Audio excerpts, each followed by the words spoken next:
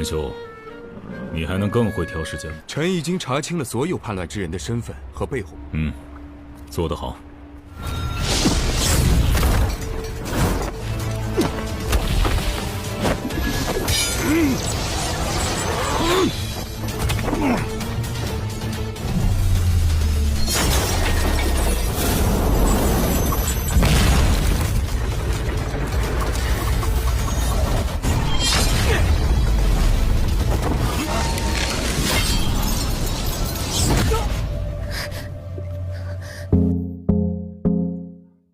Hey, halo guys, apa kabarnya?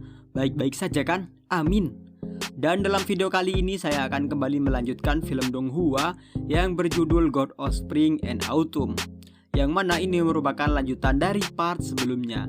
Tapi tak perlu banyak basa-basi lagi, mari kita langsung menuju ke inti alur cerita filmnya.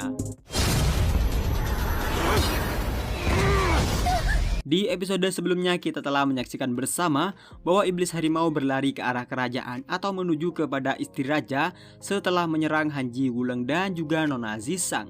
Dan kini sang iblis benar-benar menghampiri istri raja yang sepertinya mereka seolah sudah saling mengenal satu sama lain.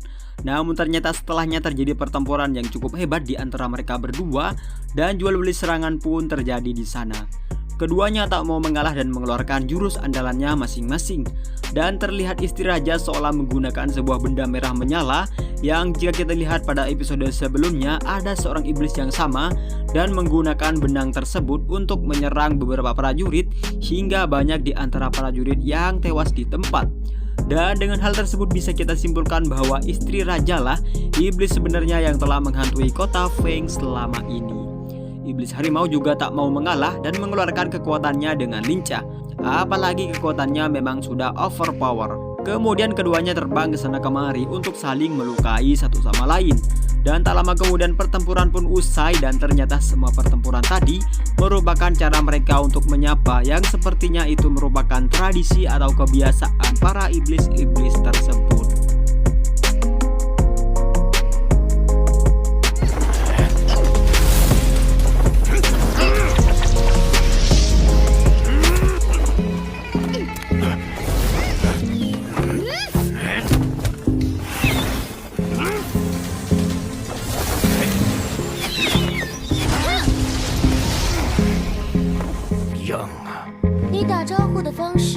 Setelahnya terjadi sedikit pembicaraan yang kemudian sang iblis harimau mengatakan ia menyerang istri raja adalah agar ia mengetahui bahwa yang ia serang adalah iblis yang ia kenal. Karena dikatakan istri raja atau iblis tersebut mempunyai beberapa klon atau jiwa salinan. Iblis harimau kemudian mengatakan bahwa istri raja telah membunuh banyak orang dengan kekuatannya untuk menghancurkan segel kota. Dan kemudian terlihatlah iblis yang sebenarnya yang selama ini telah menggunakan tubuh dari istri raja. Dan si iblis menggunakan tubuh istri raja adalah agar rencananya berjalan dengan sangat lancar. Iblis harimau kemudian menanyakan mengapa iblis tersebut bisa ada di tempat seperti itu. Namun iblis harimau kemudian mengatakan tak perlu ada yang dikhawatirkan karena mereka sama-sama bekerja pada kaisar yang sama. Dan mereka berdua sama-sama bertujuan untuk mendapatkan 9 kuali tayu. Dan si iblis harimau kemudian mengatakan jika istri raja menunda-nunda tugas yang telah diberikan padanya, maka ia harus bertanggung jawab sepenuhnya. Apalagi iblis yang merasuki istri raja tersebut telah bertindak semaunya tanpa memberitahu orang yang telah memerintahnya. Ditambah sampai saat ini, tugas yang diberikan padanya juga belum berhasil. Nona Zisang yang telah si iblis harimau serang di episode sebelumnya dikatakan bahwa hanya ialah yang bisa untuk membuka segel kota. Apalagi Nona Zisang mempunyai mutiara 7 lubang. Setelah menyuruh iblis yang merasuki istri raja untuk menyelidiki mengenai hal tersebut, kemudian ia pergi dari sana karena Hanji tiba-tiba menuju ke arah mereka berdua.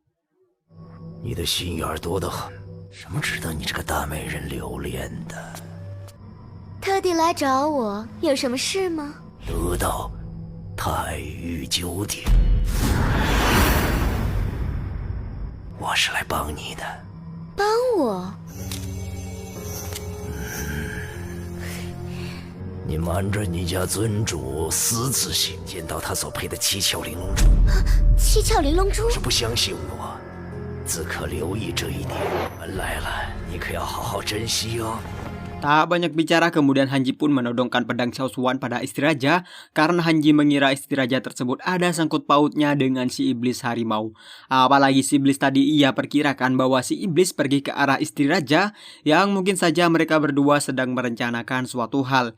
Kemudian istri raja pun berakting untuk mengelabui Hanji dan seolah-olah ia menunjukkan bahwa ia sangat lemah, yang meskipun sebenarnya ia adalah iblis yang menghantui kota Feng. Dan karena kegaduhan tersebut, kemudian datanglah sekelompok prajurit yang hendak menghalangi Hanji untuk menyakiti istri raja. Karena semua orang di kerajaan sampai saat ini belum mengetahui bahwa istri raja adalah iblis yang sebenarnya. Sang raja pun kemudian juga datang ke tempat tersebut untuk menyelamatkan istrinya dari Hanji dan menanyakan kesalahan sang istri hingga sampai Hanji berniat untuk menyerangnya. Hanji pun mengatakan bahwa ia mempunyai kecurigaan pada istri sang raja. Namun sang istri raja terus saja berakting dengan sangat baik agar identitas yang sebenarnya tak terbongkar oleh Hanji. Tak lama kemudian datanglah Nona Zisang yang langsung menggunakan sebuah metode untuk mengetahui apakah istri raja manusia murni ataukah ia seorang iblis. Kemudian keluarlah hasilnya dan dikatakan bahwa istri raja adalah seorang manusia murni. Nona Zisang pun kemudian mengatakan bahwa istri raja adalah orang yang tak bersalah. Dan karena hal tersebut kemudian ia pun menasihati Hanji akan perbuatan yang ia lakukan pada istri raja tersebut. Dan ia menganggap Hanji sudah terlalu gegabah hingga kemudian ia meminta Hanji untuk tak lagi menemani dan menjaganya kemanapun ia pergi. Dan dengan penuh kekecewaan Hanji pun pergi dari tempat tersebut bersama pedang Xiao Xuan. 他在哪儿？ 你要对夫人做什么？韩少侠，你这是做什么？ 与妖兽的偷袭， 少侠误会了，我也是看到有黑。夫人说的不错，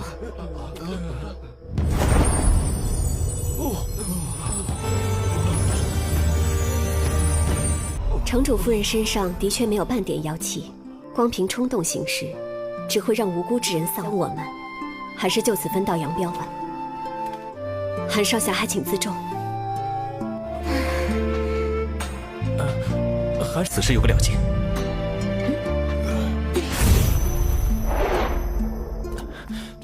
Singkat cerita, pagi pun tiba. Kini terlihat Hanji sedang menghadap pada sang raja dan ia mengatakan hal yang sebenarnya mengapa hingga ia mencurigai istrinya.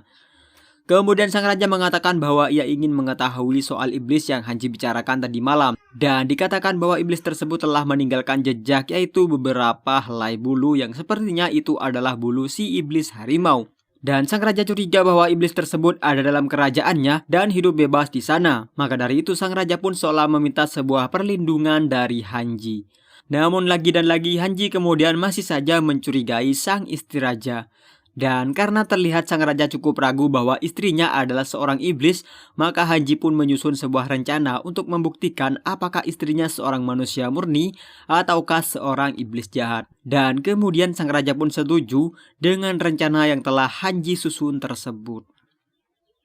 昨夜才唐突了城主和夫人，我诡计多端，还害死了子生，城主愿意相信我， 要帮我查明真相。 一个可以引蛇出洞的方法。 Dan kini tibalah saat-saat Hanji dan raja menjalankan rencananya untuk menjebak istri raja. Sang raja nampak gugup dan sangat ketakutan jika saja istrinya adalah benar-benar seorang iblis. Kemudian terjadilah sedikit pembicaraan tentang mengapa sang raja bisa terlihat sangat gugup kali ini dan tak seperti biasanya. Sang raja pun kemudian to the point dan mengatakan semua kecurigaannya pada istrinya.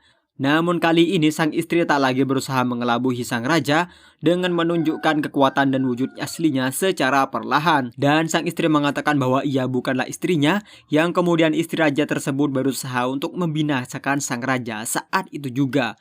Namun tiba-tiba terbanglah pedang Xiao Xuan bersama Hanji dan menuju ke arah istri raja untuk menyelamatkan sang raja.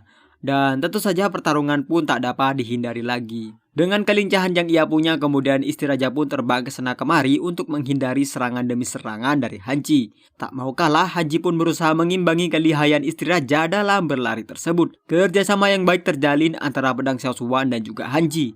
hingga terlihat bahwa istri raja cukup kesulitan untuk berusaha menghindari serangan demi serangan yang Hanji lancarkan padanya. Akan tetapi dengan jurus benang yang istri raja punya, membuatnya cukup terbantu untuk menghindari serangan-serangan fatal dari Hanji. Dan karena itu Hanji pun mengeluarkan jurus pamungkasnya yang membuat sang istri raja terlempar cukup jauh dari tempatnya semula bertarung hingga terpojok. Dan terlihat ia tak bisa kemana-mana. Namun dengan tertawa ia mengatakan bahwa orang-orang dari lembah Jing benar-benar luar biasa. Dan kemudian si iblis tersebut pun meninggalkan tubuh istri raja untuk berlari dari Hanji.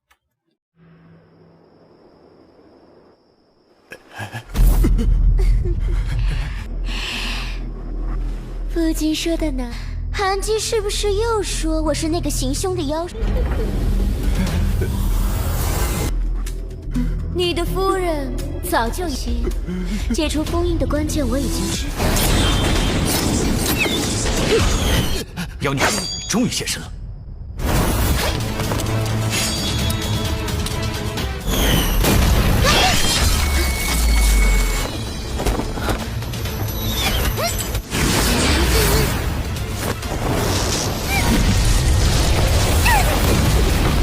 灵境谷的人果然厉害，就谁了？夫人，夫人，他怎么？他的本体不在这儿，不在这儿。 Kini terlihat Nona Zizang dan Guleng sedang bersama di sebuah ruangan yang sepertinya mereka sedang membicarakan suatu hal. Namun tanpa disangka ternyata sang iblis yang telah keluar dari tubuh istri raja kini sedang berada di sekitar mereka berdua dan seolah sedang meneror mereka berdua. Guleng pun mengeluarkan pedangnya guna melindungi Nona Zizang. Namun jika kita lihat pada pertarungan iblis tersebut bersama Hanji tadi, nampaknya Guleng dan pedang Xiao Xuan sama sekali tak bisa untuk mengalahkan sang iblis. Nona Zizang pun mengatakan iblis tersebut lumayan hebat karena bisa dengan mudah untuk mengelabui Hanji. Hingga kemudian ia pun masuk ke ruangan tersebut. Kemudian Nona Zizang pun menyadari bahwa si iblis memang mengincar Nona Zizang sedari awal. Dan ternyata mereka berdua mempunyai satu tujuan, yaitu mendapatkan 9 kuali Taiyu. Yang kemudian sang iblis pun berniat menangkap Nona Zizang untuk memuluskan rencana jahatnya meski dihalang-halangi oleh Guleng. 昨晚在城主府中，你当众以韩姬，你的手法很高明，连韩姬都没。韩姬肯定想，我最初也没有想到。你好像一点都不害怕，多方法可以让你听话。休想伤害我家小姐！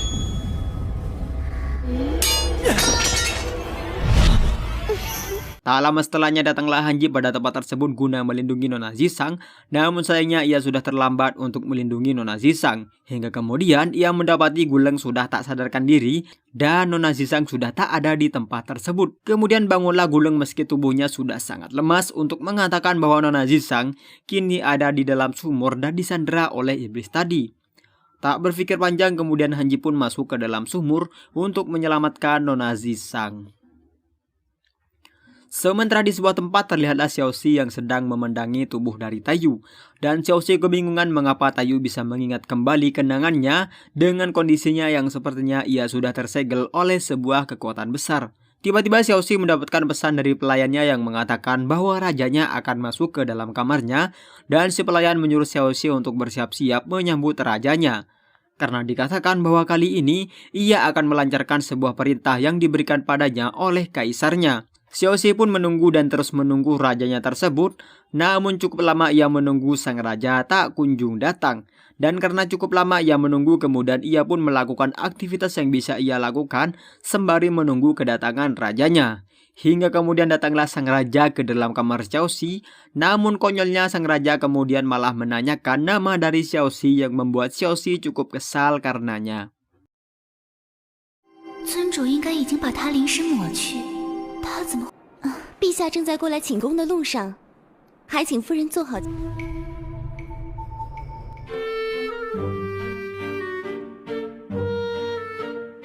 大王驾到！什么来着？他是个傻子吗？他说漏嘴。 Namun sayangnya episode Donghua God of Spring and Autumn kali ini berakhir di sini guys. Seperti biasa kelanjutannya akan saya bahas dalam episode berikutnya. Maka dari itu tekan tombol subscribe di bawah dan jangan lupa untuk menekan tombol like-nya agar saya semakin semangat untuk membahas donghua-donghua yang kalian suka. Seperti biasa terima kasih dan juga matur sekalangkung.